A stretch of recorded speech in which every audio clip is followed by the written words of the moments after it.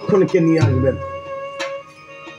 যখন বলেছে রাম লক্ষণকে আনলে যজ্ঞ পূর্ণ হবে, বিশ্বামিত্র মুনি নারদকে ডাক দিয়ে বলেছে, নারদ, আমি অযোধ্যায় গেলেই কি রাম লক্ষণ চলে আসবে? বলছে না। দশরথের কাছে চাইলেই কি দশরথ দিয়ে দেবে? বলছে না। তাহলে আমি আনবো কি করে? দশরথ যদি গেলে না দেয়, চাইলে যদি না দেয়, গেলে যদি না আসে, আমি ওই রাম লক্ষণকে কেমন করে আনবো? আমরা দুটি ভাই একটু দাঁড়াই, দুটি বধূমাতা এখানে নেই, দুটি ভাই একটু দাঁড়াই ভক্তমুখী হয়ে। আজকের যজ্ঞটা কেন করছেন? মায়ের বাবার নামে। পাশাপাশি দাঁড়াই, পিছনে না দাঁড়াই, পাশাপাশি। হ্যাঁ, ভক্তমুখী হয়ে বড় জোরে, মানে দুটি হাতকে জোর করে এইভাবে।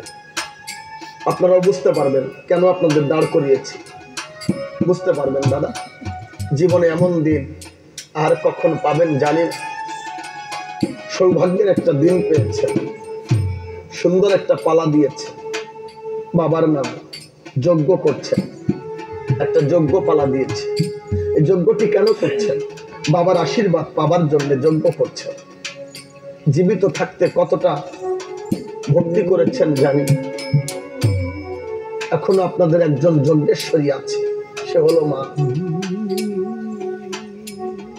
মা বাবাকে ভজনা না করিয়া কোন দেবতাকে খুঁজলে দেবতা তাকে ধরা দেবে কিনা আমি জানি না। এটাই প্রমাণ এই গানে। ডাক দিয়ে বলছে মণি ঠাকুর, অযোধ্যায় গিয়ে আপনি রাম লক্ষণকে নিয়ে আসবেন। বলেছে অযোধ্যায় গেলে আসবে না, চাইলে দেবে, দেবে না। তাহলে এই যজ্ঞটাকে পূর্ণ করতে হলে রাম লক্ষণকে আনতে হবে। আমি আনবো কেমন করে? আমি কেমন করে আনবো? বলেছে মণি ঠাকুর, ওই রাম লক্ষণকে আনতে হলে বিশ্বামিত্র মুনি দাঁড়িয়েছে দুজন। ওই রাম এবং লক্ষণকে যজ্ঞে আনতে হলে আপনার একটি কর্ম করতে হবে। কর্ম ভিন্ন ভগবানকে পাওয়া যাবে না। কি কর্ম করতে হবে নারদ? কি কর্ম করতে হবে? বলছে কর্ম। বলো নারদ, কি কর্ম করতে হবে? বলছে মুনি ঠাকুর, ওগো মুনি ঠাকুর, রাম লক্ষণকে আনতে হলে আপনার ভিক্ষা করতে হবে। ভিক্ষা কেন মুনি ঠাকুর? আপনি ধ্যানের মুনি, আপনি জ্ঞানের মুনি, যোগ বলে ব্রাহ্মণ হয়েছেন। এই জগতে ব্রাহ্মণদের ভিক্ষায় কোনো লজ্জা নেই, ব্রাহ্মণদের ভিক্ষায় কোনো লজ্জা নেই। তাই অযোধ্যায় গিয়ে ওই রাম লক্ষণকে ভিক্ষা করে আনলে তবেই যজ্ঞটা পূর্ণ হয়ে যাবে। তুমি আমাকে ভিখারি হতে বলছো? আমার বাবুরা লক্ষ্য রাখবেন, মায়েরা কথা বলবেন না। একটু আগে হেসেছেন, আজকে জীবনের কিছু খুঁজে নেন। কেন এখানে এসেছেন? আমি বলেছি স্বামীর কোল থেকে ছুটে এসেছেন। অনেকে ভেবেছেন যে কি বলে ছেলেটি। আমি বলেছি বধূর কোল ছেড়ে চলে এসেছেন। অনেকেই তিরস্কার করতে পারেন, এ কথা কেন বলছে, কি পেতে এসেছেন, কেন এসেছেন। এটাই তার বাস্তব প্রমাণ। ডাক দিয়ে বলছে তুমি আমাকে ভিখারি হতে বলছো। এই জগতে ভিখারি কে হয় জানো? কে ভিখারি হয়? এই জগতের ধন যার কাছে থাকে না সে ভিখারি হয়। যদি কারো কলসিতে চাউল না থাকে, সে পেটের খোরাকের জন্য চাউল ভিক্ষার জন্য দাঁড়ে দাঁড়ে যায়, ভিক্ষার ঝোলাই স্কন্ধে করে, তাই তো বাবু? যার কলসিতে চাউল নেই সে যায় ভিক্ষার জন্য। যার পকেটে টাকা থাকে না সে যায় বাবুদের কাছে ভিক্ষার জন্য। তুমি আমাকে ভিখারি হতে বলছো কেন? আজ আমি বুঝতে পারছি কেন তুমি আমাকে ভিখারি হতে বলছো। আমি বুঝতে পেরেছি, যে ধন অর্থে মেলে না সেই ধন ভিক্ষায় মেলে। আমি বুঝেছি, যে ধন অর্থে মেলে না সেই ধন ভিক্ষায় মেলে। আপনারা এসেছেন কেন? কি পেতে এসেছেন? আমি এখানে এসেছি একখানা গাড়ি ভাড়া করে। ওই গাড়ি ভাড়া আমাকে দিয়ে অনেকগুলি টাকা দেবে আমার বাবুরা। তাহলে আমার লোভ আছে, আমি টাকার লোভে এসেছি। কিন্তু আপনারা কেন এসেছেন? আমি দিনে কীর্তন করেছি, শীতকে উপেক্ষা করে এত দূরে ছুটে এসেছি লোভের কারণ। আমার লোভ, আমার এই দাদারা আমাকে অনেক টাকা দেবে, তাহলে যাবার বেলায় আমি যখন টাকা নিয়ে যাব তাহলে আমি কিছু পেলাম, কিন্তু আপনারা কি পাবেন? আপনারা কি পাবেন বলতে পারেন? আমার থেকে বড় কিছু পাবেন। কি পাবেন? আমি টাকা নিয়ে যাব,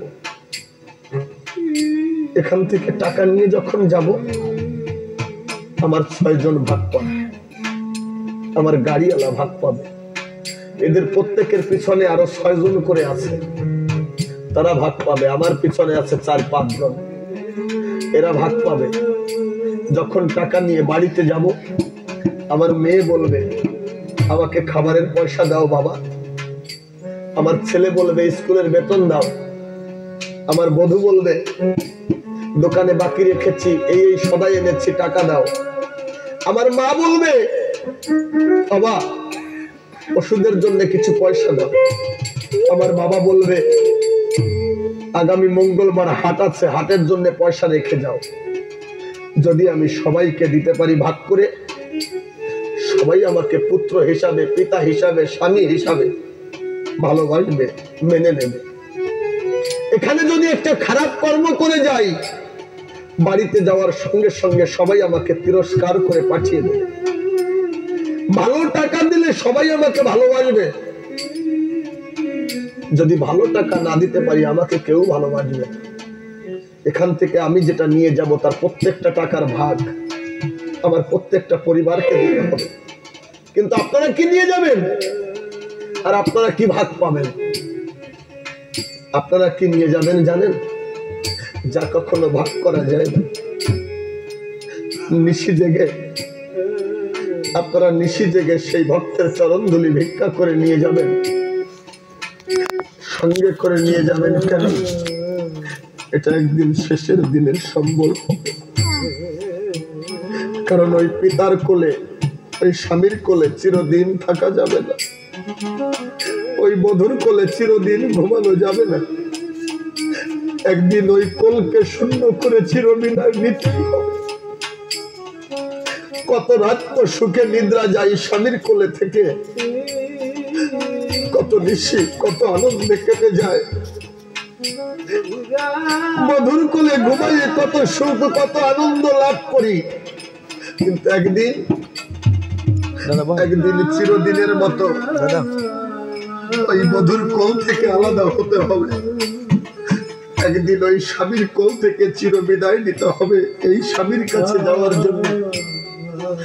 সেদিনের জন্য এই নিশি থেকে শীতকে উপেক্ষা করি ভিখারি হতে হবে। কেন নারদ? এই জগতে যে ধন অর্থে মেলে না সেই ধন ভিক্ষায় মেলে। তুমি আমাকে ভিখারি হতে বলছো কেন? আমি বুঝতে পেরেছি সারাটা জীবন সুবাহু এবং বারিশ তারকার তাড়নায়, সুবাহু বারিশ তারকার তাড়নায় আমি ভিখারি হতে পারিনি। রক্ত বৃষ্টি বর্ষণ করে আমার যজ্ঞকে নস্যাৎ করে দিয়েছে। সুবাহুকে, সুবাহু ছিল আমার ক্রোধ, সুবাহু ছিল আমার লোভ, সুবাহু ছিল আমার হিংসা, সুবাহু ছিল আমার কাম। ক্রোধমানে কাউকে সম্মান করি নাই, লোভে কারটা লুটে খাবো, হিংসায় কাউকে ভালো চোখে দেখি নাই। দিন শেষে ঘরে এসে কামিনীর কোলে ঢুলে কামের নেশায় আবদ্ধ হয়ে আমি কোনোদিন ভিখারি হতে পারিনি। এটা ছিল আমার সুবাহু। মারিচ ছিল কে? মারিচ নামক ছিল মায়া। এই মায়াটা কি? আমার দুটি পুত্র। মারিচ নামক মায়া আমার দুটি পুত্র, আমার সুন্দর ঘর, আমার বড় বাড়ি, আমার বড় জায়গা, আমার বড় জমি, পাড়াপড়শি আমার, ভাই আমার, বন্ধু আমার, এই আমার ছিল মায়া। ভেবেছিলাম সবাই আমার। এই আমার কত সময় নারদ, আজ আমি বুঝতে পারছি যত সময় দিতে পারছি তত সময় সকলে আমার। এই মায়া জালে আবদ্ধ হয়ে আমি একদিন ভিখারি হতে পারিনি। আজ তুমি আমাকে ভিখারি হতে বলছো, আমি বুঝতে পেরেছি কেন ভিখারি হতে বলছো। কারণ এই জগতের সকল ধন পড়ে থাকবে, এই বড় বাড়ি, বড় ঘর, বড় জায়গা, বড় জমি, সকল কিছু পড়ে থাকবে, একমাত্র ভিক্ষার ধন আমার শেষের দিনের সম্বল হবে। তাই আমি ভিক্ষা করব। কোথায় গিয়ে? ভক্ত বাজারে গিয়ে ভিক্ষা করব। আমার দুটো ভাই এখানে দাঁড়িয়েছে আজকে, এরা মূলত আজকে দুজনে ভিখারি। কিসের ভিখারি? যে বাবা এদেরকে আমার আমার করে বড় করতে গিয়ে সাধু সঙ্গ, ভক্ত সঙ্গ করেছে কিনা জানি না। ভক্ত বাজারে গিয়ে ভক্তের চরণ ধুলি ভিক্ষা করেছে কিনা জানি না। যে বাবাকে আর কোনোদিন পাবো না, তার কল্যাণের জন্য আমরা ভিখারি হয়ে দাঁড়িয়েছি। ভিক্ষা করবার জন্য ভিক্ষার ঝোলা হস্তে নিয়ে দাঁড়িয়েছি কেন? আমাদের পিতার কল্যাণের জন্য। তবে আজকে কি ভিক্ষা করব জানেন? আপনাদেরকে বলবো না বাবু 10টি করে টাকা দিন, বলবো না। বলবো না আমাদের এক এক মুষ্ট করে চাউল দিন, আমরা বলবো না। তবে আজ বলবো আমরা ভিখারি। কিসের ভিখারি জানেন? পিতার কল্যাণে আমরা চরণ ধোলার ভিখারি। তাই বলছি ওরে আমরা চরণ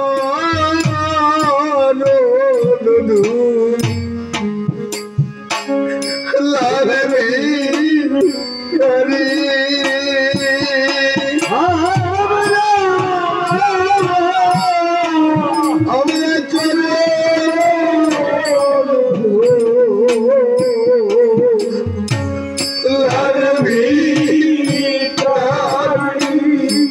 আমরা টাকা চাই না,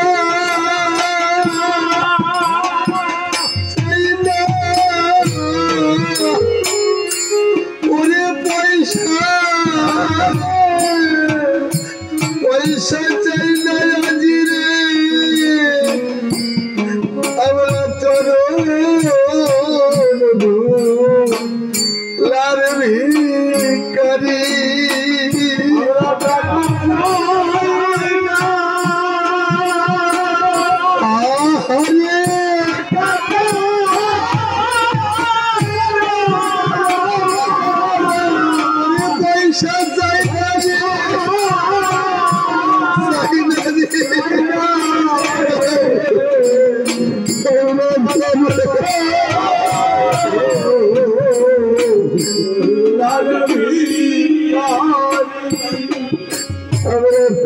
ধুলের ভিখারি কেন জানেন? এই ধুলি একদিন শেষে সম্বল হবে। শেষে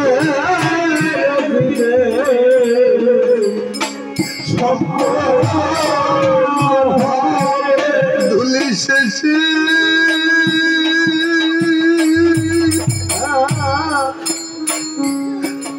শেষের দিনে সম্বল হবে।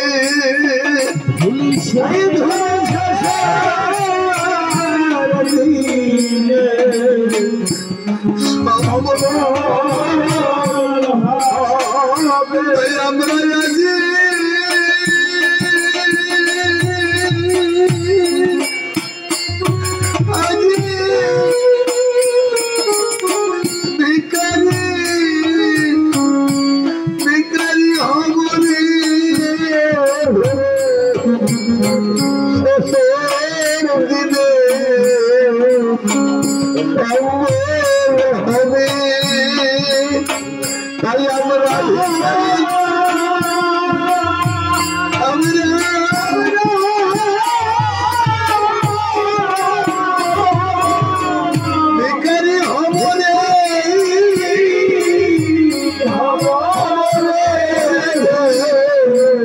শেষে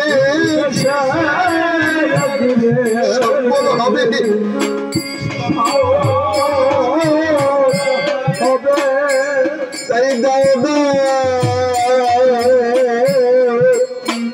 ভক্ত আমার চরণ ধুলি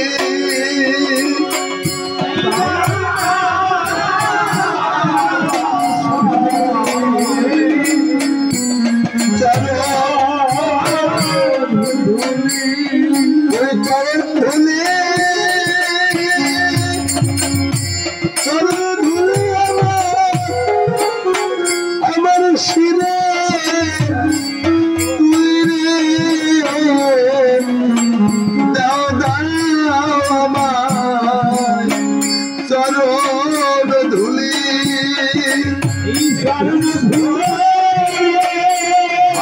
আমি ভিক্ষা করছি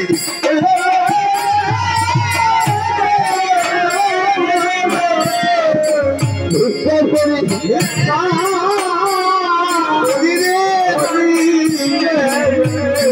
দাও দাও চরণ ধুলি আমি যাব ভক্তে দারে দারে আমি যাব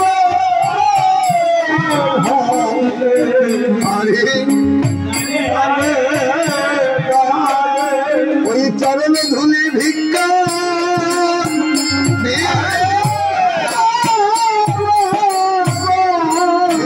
করি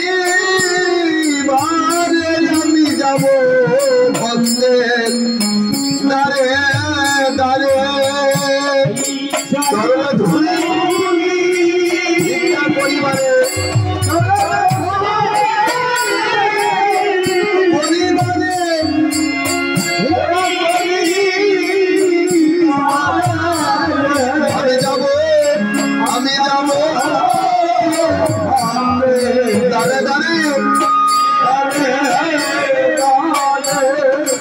আমি যাব নারদ ও নারদ আমি যাব জয় জয় রাম আমি যাব নারদ ওই ভক্তের দ্বারে যাব ওই ভক্তের দ্বারে গিয়ে ভক্তের চরণ ধুলি আমি ভিক্ষা করব ভক্তের চরণ ধুলি ভিক্ষা করলে ভক্তি অর্ঘ নিয়ে যখন ভক্তের দ্বারে যাব তখন ভগবানকে ভিক্ষা লাভ করতে পারবো কারণ ভক্তি ভিন্ন কখনো ভগবানকে লাভ করা যায় আমি যাব এ কথা চিন্তা করি বিশ্বামিত্র মুনি ভক্তি নামক ঝোলা ধারণ করে ধীরে ধীরে ছুটে চলেছে অযোধ্যা নগরে ভক্তের চরণ ধুলি অঙ্গে মেখে যখন অযোধ্যায় গিয়ে মুনি ঠাকুর দর্শন দিল অযোধ্যার রাজা দর্শন করি পাদ্য অর্ঘ্য দিয়ে চরণে ধৌত করে বসিবার আসন দিয়েছিল বসিবার আসন দিয়ে দাগে দিয়ে কয় কি জন্যে মুনি ঠাকুর আমার অযোধ্যায় আগমন হয় বিশ্বামিত্র মুনি ডাকি দিয়ে তখন দশরথকে বলে দশরথ আমি এসেছি অযোধ্যাতে কিছু ভিক্ষারি কারণে আমাকে কিছু ভিক্ষা দিতে হবে দশরথ আমি অযোধ্যায় এসেছি কিছু ভিক্ষার জন্য ভক্তি নামক ঝোলা ধারণ করি অযোধ্যায় গিয়ে যখন বলছে আমি কিছু ভিক্ষার জন্য এসেছি দশরথ রাজা ডাক দিয়ে বলছে বলুন বলুন মুনি ঠাকুর আপনি কি ধরনের ভিক্ষা চান ও দশরথ আমাকে ভিক্ষা দিতে হলে অগ্রে ত্রিসত্যি অঙ্গীকারে আবদ্ধ হতে হবে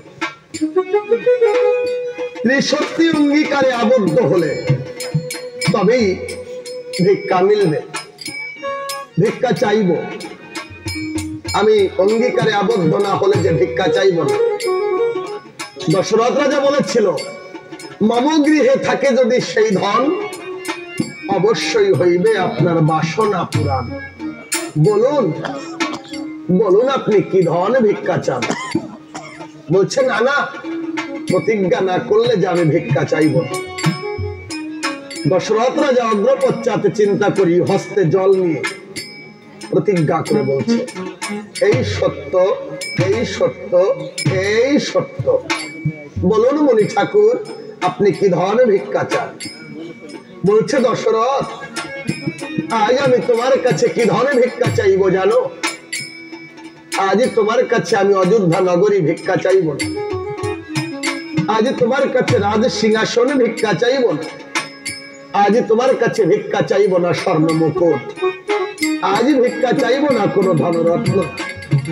তাহলে আপনি কি ধরনের ভিক্ষা চান? আমি তো এগুলোই ভিক্ষা দিতে পারি, তাহলে আপনি কি ধরনের ভিক্ষা চান? বলেছে দশরথ, আজ আমি তোমার কাছে কি ধরনের ভিক্ষা চাই জানো? আজ আমি তোমার কাছে ভিক্ষা চাই, সে হলো একমাত্র রামধন মুনি ঠাকুর। মুনি ঠাকুর, ওগো মুনি ঠাকুর, আমার অযোধ্যা নগরীর সকল ধন ভিক্ষা দিতে পারবো? শুধু পারবো না, শুধু পারবো না, আমার পুত্র রামধনকে ভিক্ষা। কেন জানেন? এই জগতের কোন পিতা, এই জগতের কোন মাতা, এই জগতের কোন পিতা কোন মাতা তার পুত্রকে ভিক্ষা দিতে পারেন। দাদা নিয়ে আসেন। আমিও পারবো না, পারবো না আমি ভিক্ষা দিতে। কেন পারবো না? কত কষ্ট করে আমার পুত্রকে লাভ করেছি আপনি জানেন? একটা পুত্রকে পেতে কত কষ্ট হয়। কেমন করে আমার পুত্রকে লাভ করেছে একবার শুনুন, তাই তো আমি ভিক্ষা দেব না। কি প্রকারে আমার পুত্রকে আমি লাভ করেছি শুনুন। আমি আমি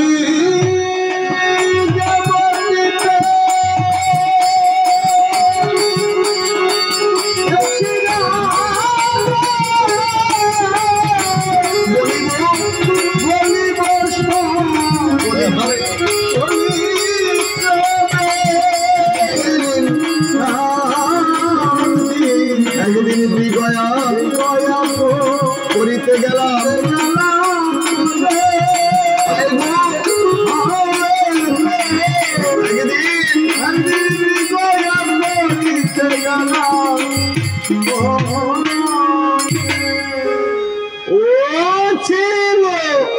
সিন্ধু নামে মুনিব সরোবরে ধরে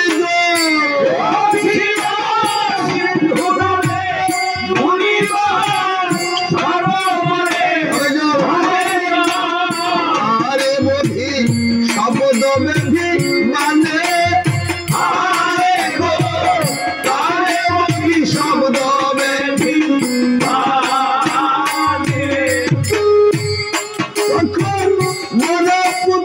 স্কন্ধে করি গিয়াছিলাম অন্ধের বাড়ি।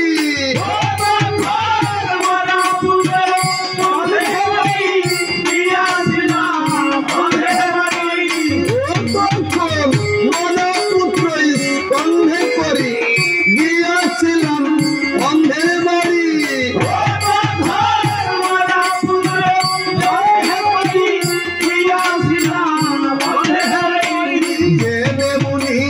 অগ্নি সম জলে অগ্নি সম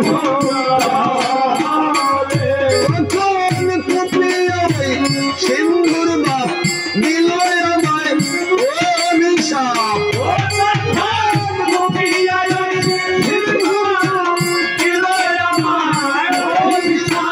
সেই সাথে পেয়েছিলাম ধনে